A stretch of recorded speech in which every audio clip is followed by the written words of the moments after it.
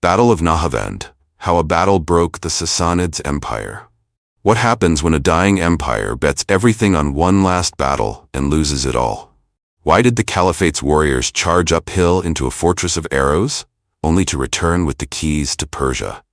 How did a fake rumor about Caliph Umar's death trigger the collapse of one of the world's oldest empires? This is not just a battle, it's the victory of victories. And if you think you know how empires fall, you haven't seen this. After the Rashidun Caliphate steamrolled through Mesopotamia, pushing the Sassanid armies beyond the Zagros Mountains, Caliph Umar ibn al-Khattab looked eastward and sighed.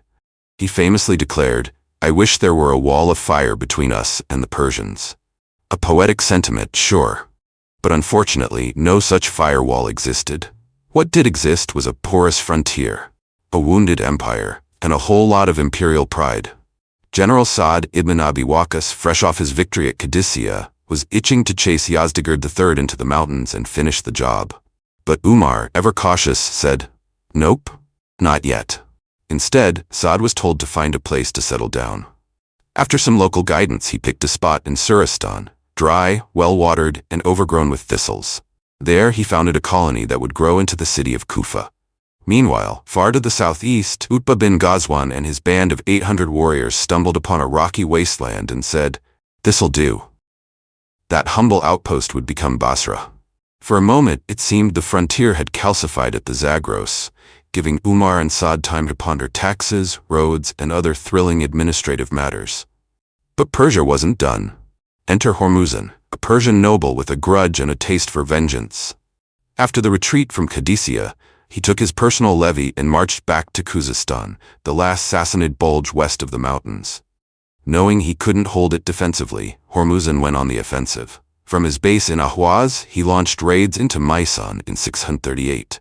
Then he built 2 more bases near Manazir, just to keep the pressure on. Utbah, with only 800 troops, was outmatched and sent a frantic message to Sa'd, "Help, now." Sa'd responded by dispatching Nu'man bin Muqarrin with a few thousand warriors. The combined force blitzed Hormuzan's bases, pushing the frontier east to the Karun River. Hormuzan, bruised but not broken, sued for peace. He claimed to submit to the caliph's suzerainty, but it was a shaky truce, more smoke than substance. While things cooled in Khuzestan, one of Sa'd's rivals, Ulugh bin al-Hadrami, decided to make history, or headlines. From his sleepy post in Bahrain, he launched a reckless amphibious assault across the Persian Gulf. He landed in Fars, marched toward Persepolis, and actually won a battle before being surrounded and trapped by the Sassanids. Umar, who hated naval warfare with the passion of a landlocked camel, was furious. He sent Utbah to rescue Ulugh, then promptly fired him. Hormuzan used the lull to rebuild his forces, receiving imperial reinforcements from Hulwan. Then in early 639, he exploited the vague treaty boundaries to restart hostilities.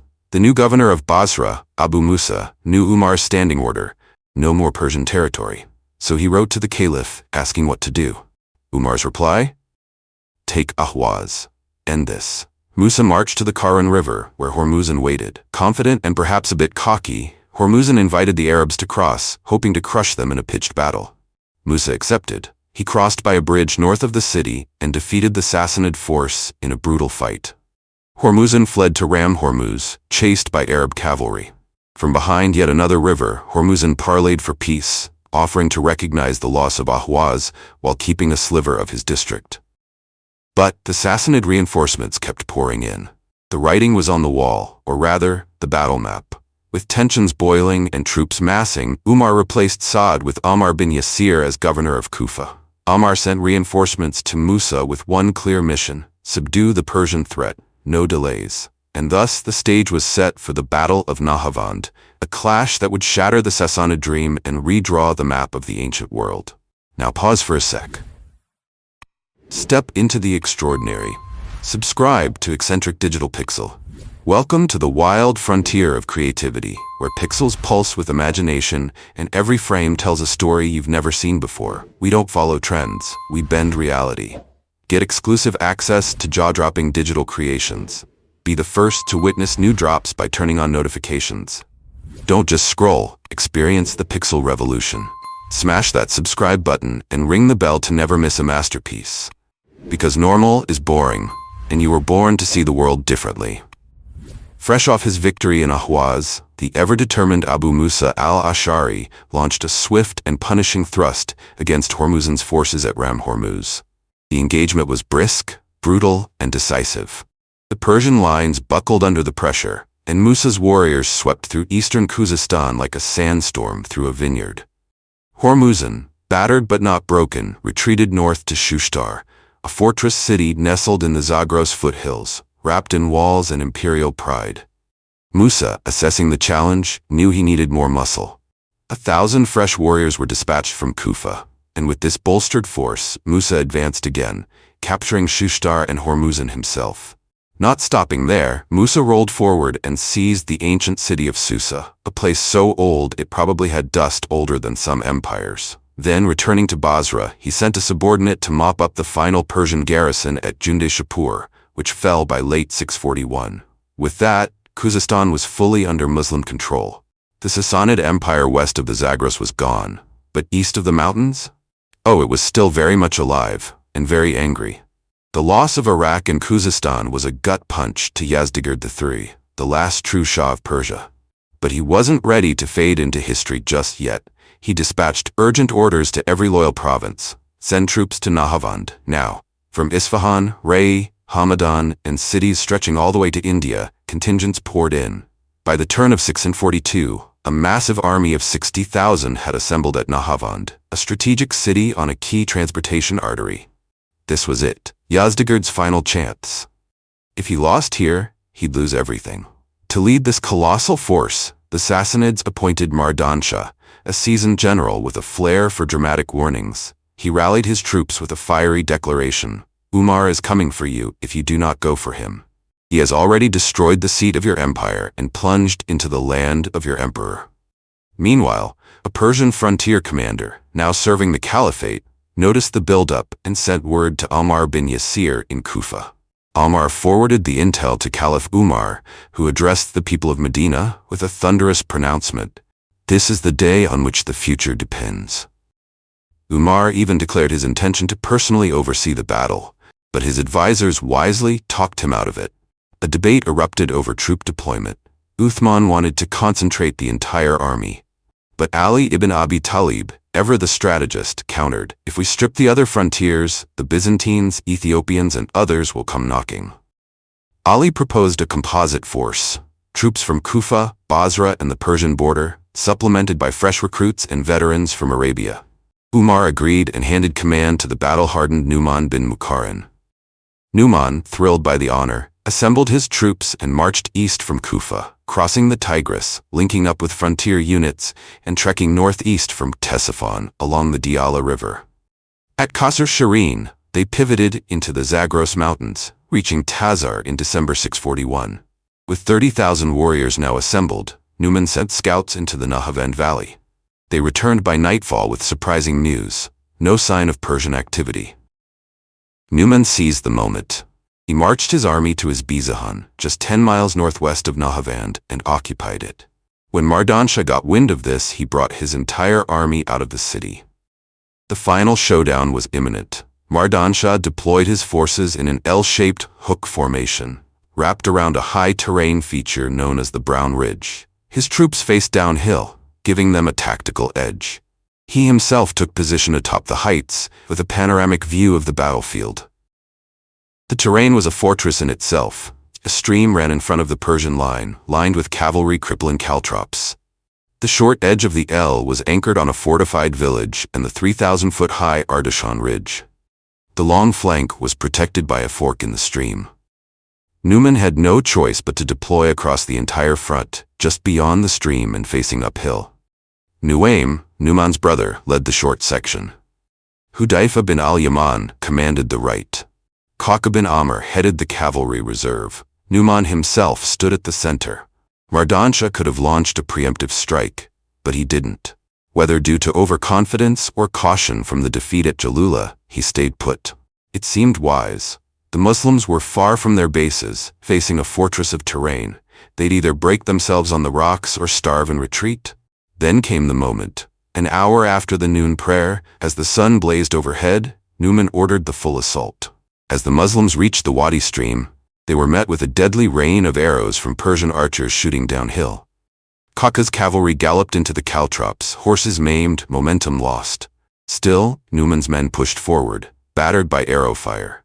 They charged uphill, crashing into the Sassanid ranks. What followed was pure attrition. No finesse, no flanking, just steel, sweat, and survival. On some parts of the line, especially under Nuaym, the Muslims managed to push the Persians back. But each time, they were counterattacked and shoved back to their original positions. In the steep terrain near Zarrameen, the Persians managed to haul the Caliphate's forces back across the wadi, their archers raining death from above. But the Muslims, bloodied but unbowed, counterattacked and clawed their way back to their original positions. The battlefield was a knife edge of agony, a carpet of corpses, a chorus of screams, and a sky that seemed to mourn with every arrow. By nightfall, Numan's forces had no hope of breaking the Persian line. They withdrew to camp, tending to the wounded and recovering the fallen. The night passed in eerie silence. At dawn, Numan inexplicably ordered another frontal assault. The men surged across the stream once more, only to be met with the same brutal resistance. Historian Akram called it a tragic harvest of death. By sunset, the Muslims retreated again, bloodied and broken. On the third day, both armies formed up again. But this time, Numan held back. The horror of the previous days, whispers of mutiny, and a dose of tactical sanity kept him from launching another suicidal charge. Instead, he waited for Mardansha to make a move. But the Persian general, wise and patient, knew time was his ally. He stayed put. After 2 days of tense standoff, Sassanid regimental commanders began launching small raids, quick strikes that damaged Muslim supplies and morale before retreating behind their defenses.